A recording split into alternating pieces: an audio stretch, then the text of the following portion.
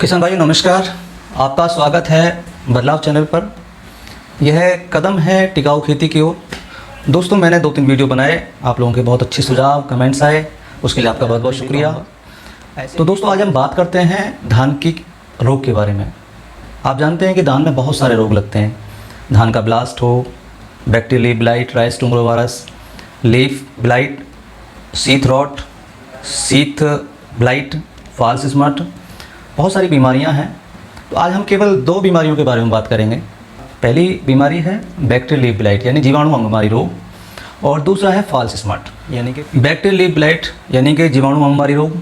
यह एक जीवाणु से होता है, ज़ैंथोमोनास ओराइजी। यह बैक्टीरिया 2 तरीके से फैलता है। यह बीज के द्वारा भी फैलता है और जो फसल के अवशेष हैं जो आपके ज़मीन के ऊपर रह जाते हैं उनके द्वारा भी फैलता है। यदि हम इसके लक्षणों की बात करें तो इसमें पत्ती की जो किनारी हैं वो टिप से नीचे की साइड में किनारी जो है वो वाटर सोक धब्बे बन जाते हैं पीले रंग के, और ये धब्बे पीले से फिर जंग जैसी रचना दिखाई देने लगती है। पत्ती के किनारे पर वो दिखाई देता है। बैक्टीरियल लीफ ब्लाइट यानी कि जीवाणु महामारी को यदि आपको विजुअल देखना है तो इसके लिए जो पत्ती है उसको आप कट कर लीजिए, और कट करने के बाद गिलास, एक साफ़ गिलास, कांच का गिलास लीजिए, उसमें पानी भरिए साफ़, और उसकी जो किनारी है पत्ती की उसे कट करके उसमें डाल दीजिए। और जब रोशनी से आप उसको देखेंगे तो उसमें बिल्कुल डिफरेंट दिखाई देगा, जैसे मिल्की दूध जैसा कुछ तैलीय प्रकार का जो है आपको उसमें तैरता हुआ दिखाई देगा। यानी कि जब बैक्टीरियल लीफ ब्लाइट में जीवाणु का अटैक होता है तो जीवाणु विजिबल दिखाई देते हैं और ऊज निकलता है, जैसे गम टाइप निकलता है। यही इस जीवाणु को अगर हमें देखना है तो इस तरीके से देख सकते हैं। इसको फैलने के बहुत सारे कारण हैं। तापमान इसमें मुख्य है। जब तापमान 25 से 30 डिग्री सेंटीग्रेड तापमान होता है, इसके साथ साथ ह्यूमिडिटी ज़्यादा होती है वातावरण की, तब ये फैलता है। और पानी जब हम ठीक तरीके से मेंटेन नहीं करते, यानी कि पानी ओवर पानी हम देते हैं फसल को, तब भी रोग फैलता है।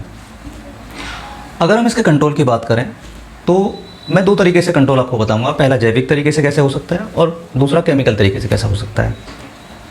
अगर हम केमिकली तरीके से बात करें तो एंटीबायोटिक्स इसमें इस्तेमाल होते हैं। एंटीबायोटिक्स बैक्टीरियानाशक है, स्ट्रेप्टोसाइक्लिन है, स्ट्रेप्टोमाइसिन है, उसके साथ कॉपर ऑक्सीक्लोराइड उसका स्प्रे होता है। दोनों को मिला के भी करते हैं। लेकिन बीमारी ने इतनी रेजिस्टेंस पावर डेवलप कर ली है कि अब इससे कंट्रोल नहीं हो पाता है। तो दूसरा जो तरीका है वो जैविक तरीके में इसमें 20 से 30 ग्राम पर लीटर के हिसाब से देसी गाय का गोबर ले लीजिए, उसका स्प्रे कर सकते हैं। और ये कम से कम 2 बार स्प्रे इसका होना चाहिए। जैसे ही रोग दिखाई दे एक तब हो जाए और एक 10 से 15 दिन बाद हो जाए, तो इससे काफ़ी हद तक रुकता है। साथ में चाहें तो नीम ऑयल का भी आप साथ में मिला सकते हैं। नीम ऑयल कई सारे बाज़ार में आते हैं, 1500 ppm, 3000 ppm और 10,000 ppm। तो जितना उसका ppm है उसी हिसाब से उसकी डोज होती है। तो आप 1500 ppm का ले रहे हैं तो 3 ml पर लीटर, 3000 ppm का ले रहे हैं तो 2 ml, और 10,000 ppm का ले रहे हैं तो 1 ml पर लीटर के हिसाब से उसका स्प्रे होता है। और एक बहुत अच्छा जो प्रोडक्ट है जैविक खेती के लिए जो इसको कंट्रोल करता है वो है सूडोमोनास फ्लोरेसेंस भी एक मित्र जीवाणु है। इसके साथ आप हल्दी का इस्तेमाल कर सकते हैं।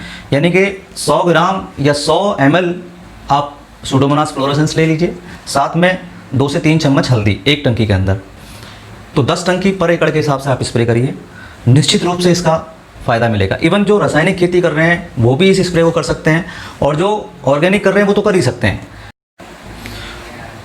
दोस्तों कुछ कॉमन इनके कंट्रोलिंग मेजर्स हैं, उनके बारे में बाद में बात करेंगे। अभी बात करते हैं दूसरी बीमारी जो फॉल्स स्मट है। इसको हम आभासी कंडवा भी बोलते हैं। यह बीमारी एक फफूंद के द्वारा होती है, अस्टिलेगोनोइडिया विरेंस।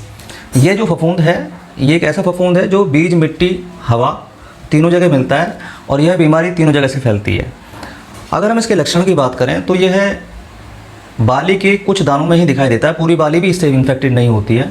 और ये संतरी रंग, जब इसका अटैक होता है तो दाने जो हैं वो संतरी रंग के होने लगते हैं। और जब जैसे जैसे जैसे जैसे स्पोर्स उसमें बढ़ते चले जाते हैं, इनकी कॉजल ऑर्गेनिजम्स जो फफूंद है वो बाली के अंदर जब उसकी मात्रा बढ़ती चली जाती है तो वो संतरी रंग से पीले हरे की तरफ चलते हैं और फिर काले हरे रंग के हो जाते हैं। लास्ट में बिल्कुल ब्लैकिश ब्लैकिश वो दाने का जो हो जाता है, पूरी बाली उसमें नहीं होती है। तो ये बीज और मिट्टी से तो फैलता ही है, लेकिन जब फसल के अंदर रोग आ जाता है तो उस समय हवा के द्वारा फैलता है। तो इसलिए अगर ये रोग आ गया है तो इसको कंट्रोल करना बड़ा मुश्किल है। इसको कंट्रोल करने के लिए केमिकल में भी बहुत सारे इलाज हैं, ऑर्गेनिक में भी हैं। अगर हम केमिकल कंट्रोल की बात करें तो केमिकल कंट्रोल में प्रोपियोकोनोजोल 25 EC, इसके अलावा कॉपर ऑक्सीक्लोराइड है, कॉपर हाइड्रोक्साइड है। इनका भी कॉपर ऑक्सीक्लोराइड 3 ग्राम पर लीटर, कॉपर हाइड्रोक्साइड 4 से 5 ग्राम पर लीटर के हिसाब से इसमें स्प्रे करते हैं। लेकिन ये देखने में आया कि जब ये रोग आ जाता है और यदि उस समय स्प्रे होता है तो बाली के बाकी जो दाने हैं वो भी काले पड़ जाते हैं, यानी कि फसल की जो क्वालिटी है वो गिर जाती है। और उस कंडीशन में किसान के सामने बड़ी समस्या आ जाती है कि उसको कैसे रोका जाए। तो इसका एक बहुत ही अच्छा कंट्रोलिंग मेजर्स है सूडोमोनास फ्लोरोसेंस, जिसको जो ऑर्गेनिक वाले किसान हैं वो भी कर सकते हैं, केमिकल वाले भी कर सकते हैं, दोनों ही किसान इसको इस्तेमाल कर सकते हैं। सूडोमोनास फ्लोरोसेंस या बैसिलस सब्टिलिस, इसमें सूडोमोनास फ्लोरोसेंस जो बैक्टीरिया है वो सबसे बेस्ट इसमें काम करता है। इसके साथ में हल्दी, 2 से 3 चम्मच हल्दी और 100 ग्राम या 100 ml सूडोमोनास फ्लोरोसेंस, दोनों को मिला लीजिए। इसका एक विशेष ध्यान रखें कि जब भी आप सूडोमोनास का स्प्रे कर रहे हैं, यदि पाउडर फॉर्म में आप ले रहे हैं तो इसको पहले पानी में घोल लीजिए। पानी में घोल के 5 मिनट रख दीजिए और रखने के बाद ऊपर का जो इसमें बैक्टीरिया है वो ऊपर आ जाएगा, नीचे क्योंकि वो मीडिया होता है वाइट कलर का जो इसका मीडिया है जिसमें उसको डाल के पैकेट में बंद किया जाता है, तो वो नीचे बैठ जाएगा। बाद में उसको पानी में घोल करके खेत में डाल दीजिए, तो वो जो ऊपर का पानी है उसको ही आप अलग करके उसका स्प्रे कीजिए। तो ये बैक्टीरियल लीफ ब्लाइट और फॉल्स स्मिट में ही काम नहीं करता सूडोमोनास फ्लोरोसेंस। ये धान के अंदर जो मैंने 7-8 तरह की बीमारियां आपको बताई, ये सारी बीमारियों में काम करता है। और यदि आप, जैसे मैंने बात की कि दोनों बीमारियों को रोकने के, बल्कि जो जितनी बीमारियां हैं धान की, उन सारी बीमारियों को रोकने के बहुत कुछ 5-7 मेजर्स हैं जिनका हर किसान को फॉलो करना चाहिए। पहले तो हमको मिट्टी को ट्रीट करना चाहिए, जो हम नहीं करते हैं। मिट्टी को ट्रीट करने के लिए ट्राइकोडर्मा सूडोमोनास 1 से 2 किलो प्रति एकड़ के हिसाब से, यानी कि दोनों ले लीजिए, 2 किलो वो 2 किलो वो। तो इससे जो बासमती धान या आपने देखा वो झंडा रोग की एक समस्या आ जाती है, वो भी उससे कंट्रोल होता है। और जितनी भी बीमारियां हैं जो ज़मीन के अंदर हैं, क्योंकि ये फफूंद सब ज़मीन में ही रहते हैं, अगर हमने पहले ही सीड ट्रीटमेंट कर दिया, मतलब सॉइल ट्रीटमेंट कर दिया, तो ये वहीं पर रुक जाता है, आगे ये पनपता नहीं है। वहीं से उठ करके ये पत्तियों पर, बालियों पर जाता है। तो जितनी बीमारियां हैं उनको कंट्रोल करने के लिए सबसे पहला काम सॉइल ट्रीटमेंट का होना चाहिए। दूसरा काम सीड ट्रीटमेंट, यानी कि बीज को उपचारित। बीज को उपचारित करने के लिए जो रासायनिक खेती कर रहे हैं वो लोग स्ट्रेप्टोसाइक्लिन है, कार्बनडाजिम है, थीरम है और इस तरह की दवाओं का इस्तेमाल करते हैं। मैं कहता हूँ कि आप सबसे बेस्ट तरीका है सूडोमोनास से ही आप इसको उपचारित कीजिए। सूडोमोनास ले लीजिए, साथ में ट्राइकोडर्मा ले लीजिए। और अगर आप ग्रोथ भी चाहते हैं, जर्मिनेशन भी चाहते हैं, तो लस्सी ले सकते हैं। आप आधे से 1 लीटर लस्सी लेकर के उसे पानी में घोल लीजिए और बीज को उसमें डिप कर दीजिए। तो ऐसे करके बीज उपचारित, मिट्टी उपचारित दोनों ही करनी बहुत ज़रूरी हैं। रोग प्रतिरोधक जो प्रजातियां हैं उनका इस्तेमाल करना चाहिए। और जो एक काम नहीं करते हैं, मैं रासायनिक खेती करने वाले किसानों से कहना चाहता हूं कि बैलेंस फर्टिलाइज़र्स का इस्तेमाल। हम लोग किसान जो है बहुत ज़्यादा नाइट्रोजन का इस्तेमाल करता है, यूरिया का इस्तेमाल करता है। यूरिया का इस्तेमाल लिमिटेड होना चाहिए। जब पौधा छोटा होता है, आपने ट्रांसप्लांट किया, उसके बाद फिर पौधा की ग्रोथ शुरू होती है, टिलिंग के समय आप कम मात्रा में यूरिया का इस्तेमाल कीजिए। आप पर एकड़ के हिसाब से 20 से 25 किलो ले सकते हैं। उसके बाद जैसे पौधा बड़ा हो तो फिर उसकी मात्रा और बढ़ाइए, 10 किलो जो है, यानी कि 35 किलो पर एकड़ के हिसाब से ले सकते हैं। और 2 से 3 बार में पूरी मात्रा यूरिया की दे दीजिए। लेकिन ऐसा होता नहीं है। कुछ किसान जो है लगातार यूरिया का इस्तेमाल करते हैं, जिससे कि पौधे में वानस्पतिक वृद्धि होती है, वो सॉफ्ट हो जाता है और उसमें क्लोरोफिल की मात्रा बढ़ जाती है और बीमारी और कीट उसमें अटैक करते हैं। फिर यहाँ हमको इस बात का विशेष ध्यान रखना पड़ेगा। इसके अलावा और DAP या जो भी चीज़ें आप लगाते हैं तो उनकी मात्रा बैलेंस होनी चाहिए। और तीसरी चीज़ है पानी का प्रबंधन, जो हम नहीं कर पाते हैं। धान के खेत में पानी का प्रबंधन करना बहुत ज़रूरी है। अधिकतर किसान जो है जब से फसल लगती है, ट्रांसप्लांट होता है, तब से लेकर के जब तक फसल कटती है तब तक पानी को उसमें रेगुलर भरा रखते हैं। जबकि सही तरीका ये है कि आप केवल फसल को मॉइस्ट कीजिए। नो डाउट इसमें पानी थोड़ा ज़्यादा चाहिए होता है, लेकिन अगर आप लिमिटेड पानी का इस्तेमाल करेंगे, 1 महीने तक आप पानी रख लीजिए, कायदे में तो 15 दिन तक भी आप पानी रखेंगे तो ठीक है। उसके बाद पानी को लगाएं सुखाएं, दरार ना पड़ने दें ज़मीन के अंदर, और लगातार आप इसी तरीके से इसी प्रक्रिया को अपनाएं। जब कटाई का समय आए तो उससे 20 से 30 दिन पहले पानी को रोक दीजिए। तो पानी की ज़्यादा मात्रा और नाइट्रोजन का ज़्यादा इस्तेमाल, ये दोनों ही रोग और बीमारी को, कीट को भी आमंत्रित करते हैं और रोग को भी आमंत्रित करते हैं। तो जो बैक्टीरियल लीफ ब्लाइट हो, चाहे फॉल सिस्टम हो या दूसरे रोग हों, अगर इनको रोकना है तो हमको यूरिया और पानी का प्रबंधन करना बहुत ज़रूरी है।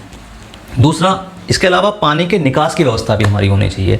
आजकल लेवलर आ रहे हैं, जब भी आप खेत का तैयारी करते हैं तो उस समय आप लेवलिंग कर करके उसको इस तरीके से पानी के निकास की व्यवस्था, ज़मीन का थोड़ा सा ढाल एक साइड में ऐसा होना चाहिए, या चारों तरफ आप गड्ढे बना सकते हैं, एक या 2 गड्ढे भी बना सकते हैं, और चारों तरफ खाई भी टाइप की भी खोद सकते हैं। तो उससे क्या है कि अगर एक्सेस वाटर आपकी ज़मीन में होता है तो वो निकल जाता है, वो साइड में आ जाता है। तो ह्यूमिडिटी, टेम्परेचर, पानी, मिट्टी और बीज का उपचारित करना, इसके अलावा रोग प्रतिरोधक जो प्रजातियां हैं उनका इस्तेमाल करना, संतुलित फर्टिलाइजर्स का इस्तेमाल करना और पानी का प्रॉपर प्रबंधन करना, इन सारे कंट्रोलिंग मेजर्स को आप अपना करके फॉल सिस्मट और बैक्टीरियल लीफ ब्लाइट को ही नहीं, जितनी भी बीमारियां आपकी फसल में आती हैं, धान की फसल में आती हैं, उन सबको रोक सकते हैं। तो किसान भाइयों, आज हमारे सामने जो है एक्सपोर्ट की बहुत बड़ी समस्या है। हमारा चावल बाहर के देशों में पसंद किया जाता है, अरब कंट्रीज़ में पसंद किया जाता है, लेकिन वहाँ एक्सपोर्ट इसलिए नहीं हो पाता क्योंकि हम बहुत ज़्यादा जहर का इस्तेमाल करते हैं, बहुत ज़्यादा पेस्टिसाइड का इस्तेमाल करते हैं। ट्राईसाइक्लोजेल जैसी जो दवाएं हैं, फंजीसाइड हैं, उनका रेजिडुअल इफेक्ट हमारी टेस्टिंग में निकल के आता है, इसलिए एक्सपोर्ट होने में समस्या आती है। तो हमें गैप की तरफ जाना चाहिए, गुड एग्रीकल्चर प्रैक्टिस की तरफ जाना चाहिए। और इसमें सूडोमोनास फ्लोरोसेंस एक बहुत अच्छा जीवाणु है जिसका इस्तेमाल सभी किसान भाइयों को करना चाहिए। पंजाब, हरियाणा और राजस्थान के काफ़ी सारे किसानों ने लास्ट 2 से 3 साल से वो लोग इसका इस्तेमाल कर रहे हैं, तो उनको बहुत अच्छे परिणाम मिले हैं। चावल में रेजिडुअल इफेक्ट आना बंद हो गया है और सूडोमोनास ने बहुत अच्छा काम किया है। तो मैं आशा करता हूँ कि आप लोग भी इस बैक्टीरिया, इस जीवाणु का इस्तेमाल करेंगे और अपनी फसल में फ़ायदा लेंगे। आज की जानकारी से आप संतुष्ट होंगे और आपको अच्छी लगी होगी। आप अपनी फसल में इन दवाओं का जो मैंने जानकारी दी, इसका इस्तेमाल करें और मुझे बताएं कि आपको किस प्रकार का परिणाम मिला, और यदि नहीं मिला तो वो कैसे नहीं मिला, आपने कैसे किया, कहीं कोई गलती तो नहीं की है। तो इस कोरोना काल में मैं ईश्वर से कामना करता हूँ कि आप लोग स्वस्थ रहें, खुश रहें और सावधानी बरतें। तो इन्हीं शब्दों के साथ आपका तहे दिल से धन्यवाद। आपने मुझको ध्यान से सुना, उसके लिए बहुत बहुत शुक्रिया। नमस्कार।